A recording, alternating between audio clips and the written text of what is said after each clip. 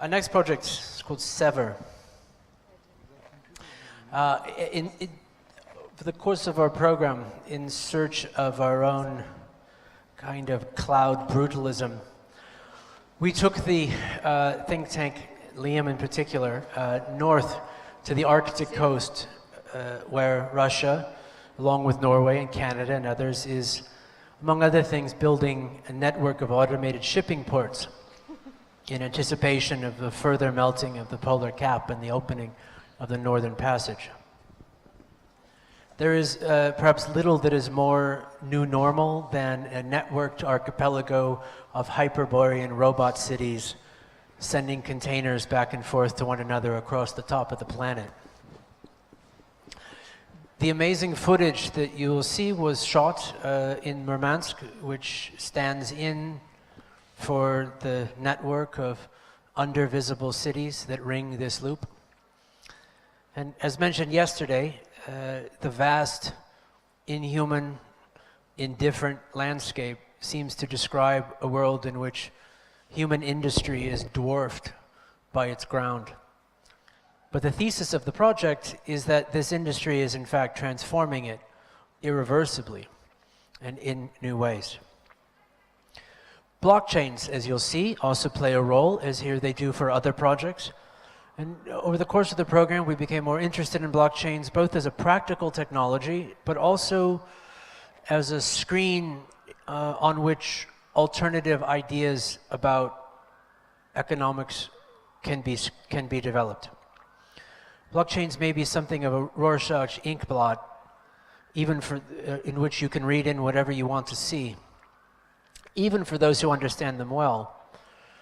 And even those who do know them well on a technical level and can modify the hash and so forth, don't necessarily understand the ultimate social and economic implications of them. No one does.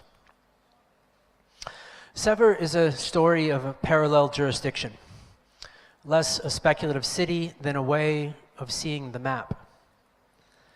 The map is a literal top-down view of the world, one in which the axis around which the planet turns is front and center. I wouldn't have seen it if I hadn't believed it. It's my pleasure to welcome SEVER.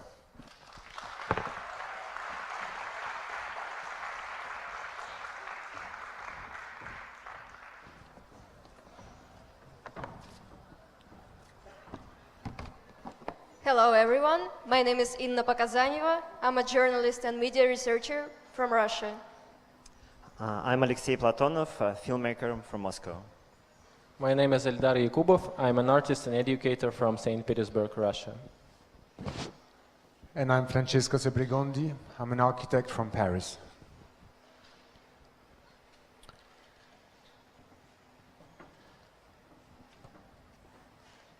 Today, we're going to be talking about the Arctic.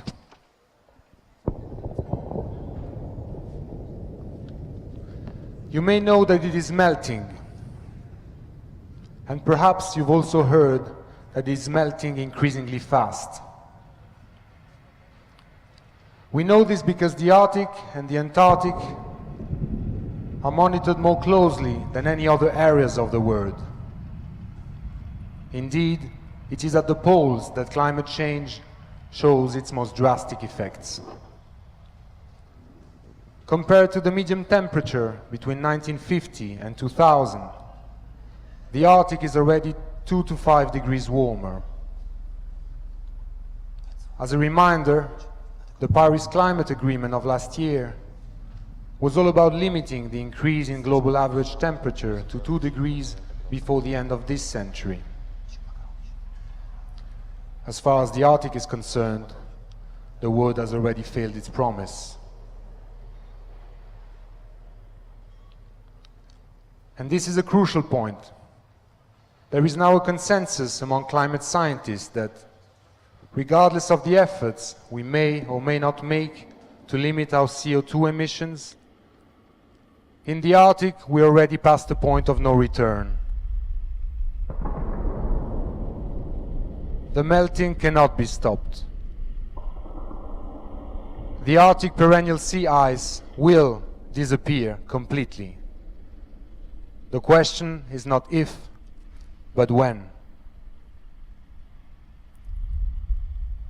A number of reports set the year of the first ice-free summer around 2050, while some recent simulations warn that it could be as early as 2030. So within 1 to 3 decades, we will end up with a new ocean, right at the top of our world. Let us ponder this for a second. A new ocean connecting Europe, Asia and America to the shortest possible distance.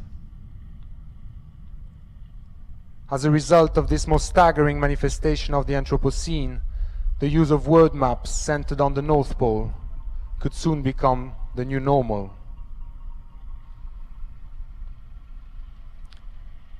Now, this may not be mainstream news, but it is not a secret either.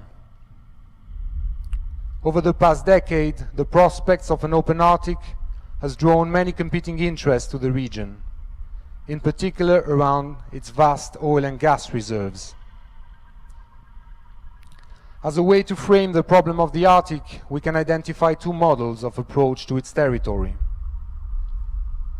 The first one is the colonial model, nation states and global corporations racing to the Arctic, attempting to secure their slice of the polar pie and operating largely under the public's radar. As a result, geopolitical tensions around the Arctic are on the rise, while the risk of an environmental disaster lures over the horizon.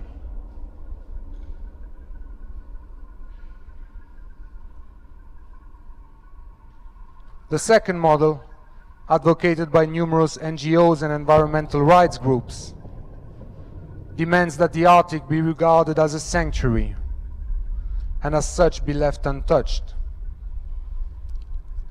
But given the scale of change that an open Arctic Ocean could bring to the world's balance of power, the conservative save the Arctic argument is all too easily dismissed by key geopolitical players. As such, it is ultimately ineffective.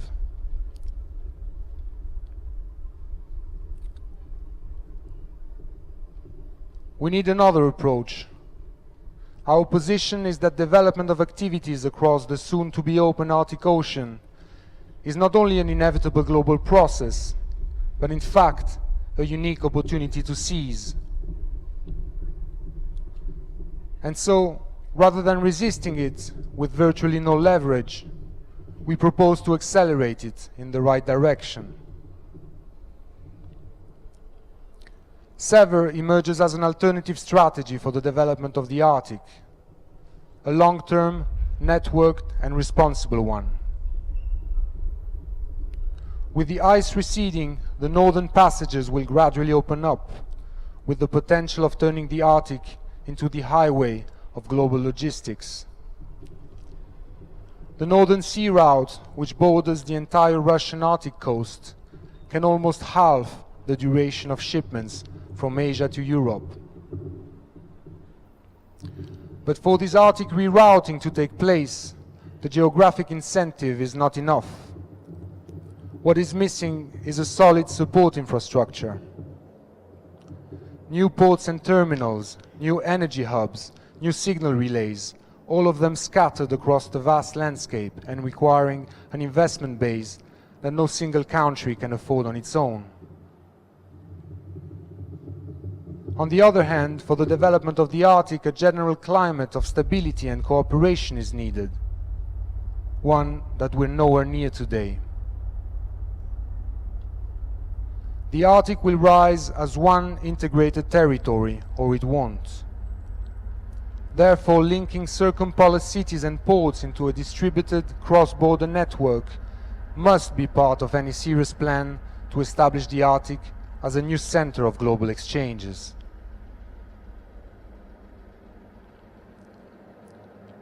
Now, how to achieve this? How to connect such a diverse and divided region? Rather than designing a bridge or a port, we have designed a new kind of money. we propose to introduce a new Arctic currency to kickstart the integration of the Arctic territory.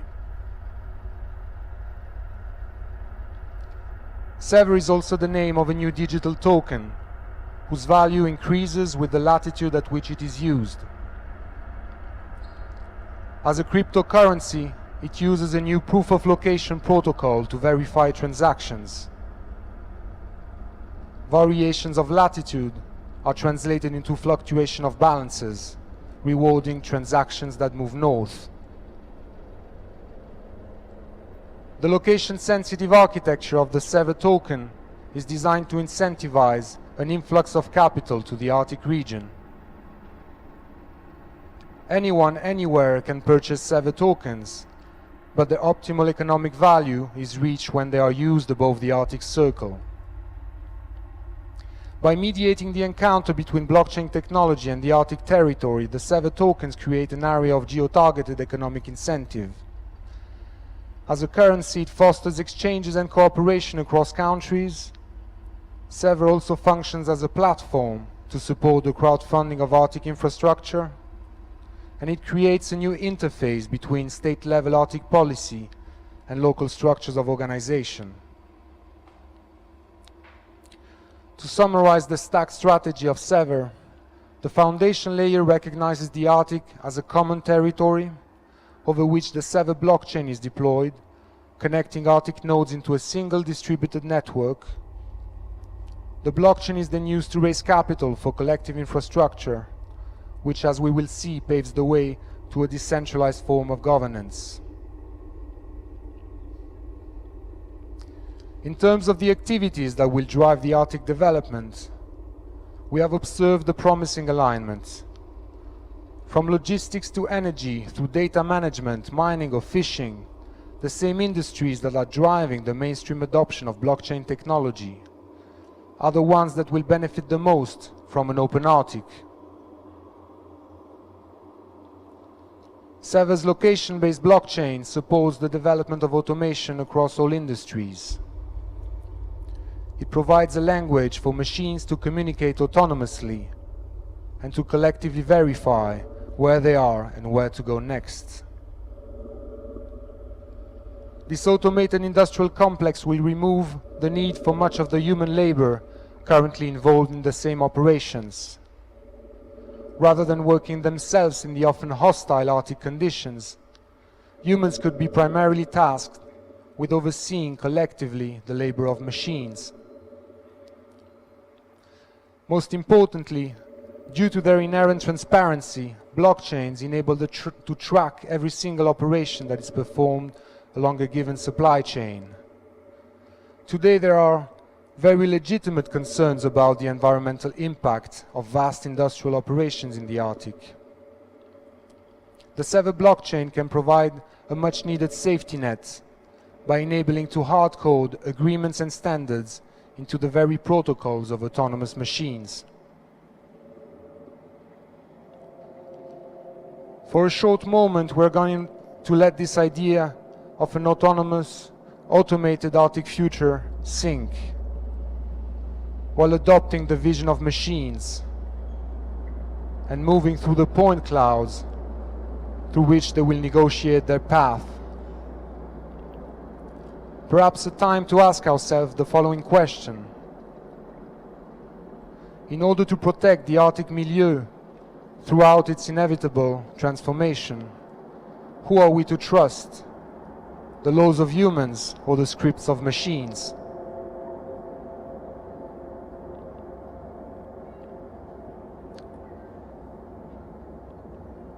We will now be zooming into Murmansk, the largest city above the Arctic Circle, and the main site from which we have conceived the SEVER project. An Arctic that runs at the forefront of automation would lend itself quite naturally to a further experiment. From a decentralized autonomous economy to a decentralized autonomous governance.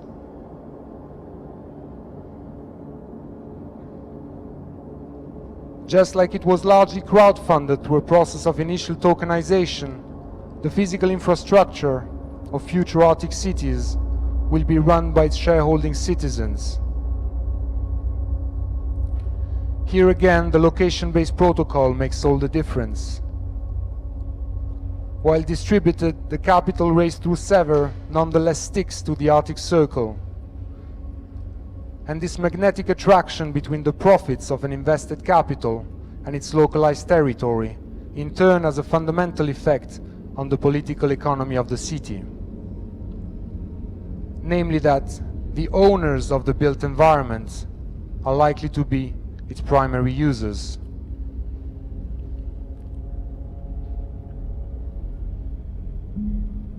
In this perspective, key decisions about how to run the Arctic could be delegated to the community of token holders. From electing who will manage each node of a collectively owned infrastructure, to legislating on local rules and codes. As the SEVER blockchain feeds on more and more data, it will establish itself as the spinal cord of an increasingly sentient urban network, spreading from Murmansk to Anchorage, to Tromsø, Norilsk or Reykjavik. Most likely, delimited zones will need to be carved out from the sole sovereignty of states. Far from isolating them, the boundaries of these decentralized autonomous cities of the Arctic will foster exchanges with their southern counterparts by creating differentials to be bridged, all the while providing them with a degree of autonomy that will allow to test the true potential of open and decentralized governance. So to conclude, we will reformulate the main idea that inspired this project.